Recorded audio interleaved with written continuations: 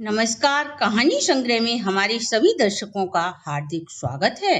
दर्शकों, आज हम आपको दशा माता की कहानी सुनाएंगे।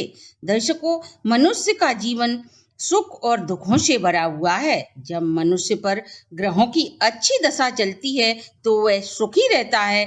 इस तरह जब ग्रह विपरीत प्रभाव डालते हैं तो मनुष्य को तरह तरह की परेशानी और कष्ट झेलने पड़ते हैं। आज हम आपको दशा रानी की कथा सुनाएंगे। इसे सुनने मात्र से हमारे सभी कष्ट दूर हो जाते हैं। एक राजा था, उसके दो रानियां थीं। बड़ी रानी के कोई संतान नहीं थी। छोटी रानी के एक बेटा था। राजा छोटी रानी से और राजकुमार से बड़ा स्नेह करता था।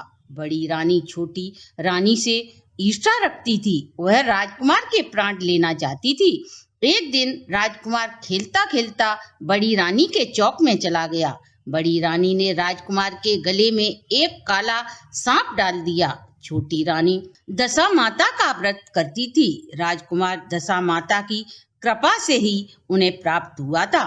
दशा माता की कृपा से सर्प ने राजकुमार को कोई हानि नहीं पहुंचाई। जब राजकुमार की मृत्यु नहीं हुई तो बड़ी रानी ने राजकुमार को खाने के लिए विष मिले लड्डू दे दिए। जब राजकुमार लड्डू खाने ही वाला था तभी दशा माता दासी का वेश बनाकर आई और हाथ से लड्डू छीनकर फेंक दिए। बड़ी रानी का यह बार भी खाली चला गया।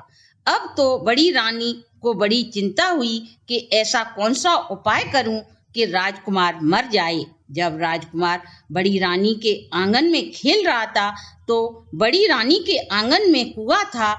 उसने उसमें राजकुमार को ढकेल दिया। जैसे ही रानी ने कुएं में राजकुमार को ढकेला, दशा माता ने बीच में ही उसे अपनी गोद में उठा लिया।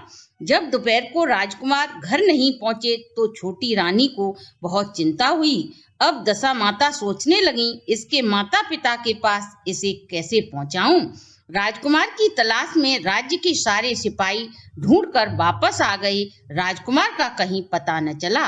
राजा रानी राजकुमार के वियोग में रोने लगे।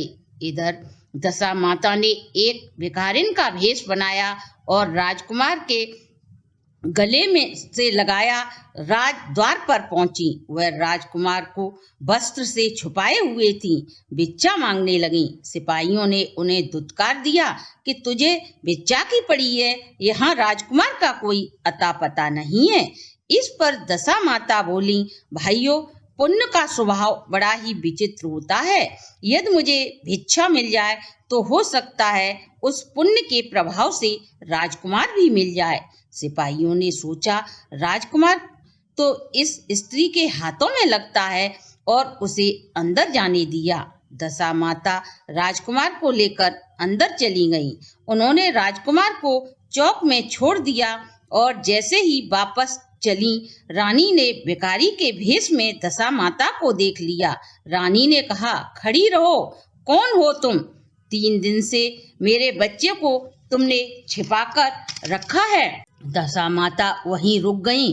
उन्होंने बताया, मैंने तुम्हारा पुत्र को नहीं चुराया, मैं तुम्हारी आराध्य देवी हूँ। मैं तो तुम्हें सचेत करने आई थी। बड़ी रानी तुमसे ईर्ष्या करती है, वह तुम्हारे पुत्र को मारना चाहती है। एक बार उसने राजकुमार के गले में सर्प डाला, मैंने ही सर्प को भगाया। दूसरी बार विषैले लड्डू खाने को दिए तो मैंने ही उसे फेंक दिए।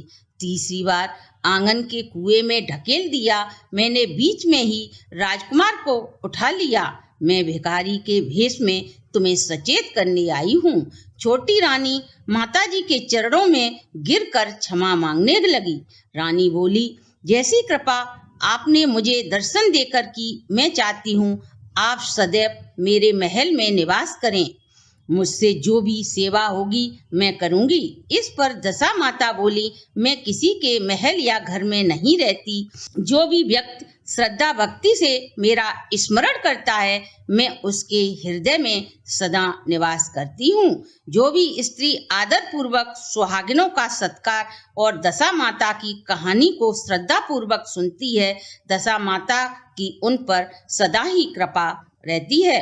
उनके पति और पुत्र हमेशा चिरंजीवी रहते हैं। जय दशा माता की। दर्शकों, ये थी हमारी आज की वीडियो। अगर आपको अच्छी लगी हो तो आप हमारे चैनल को लाइक, सब्सक्राइब और शेयर करें।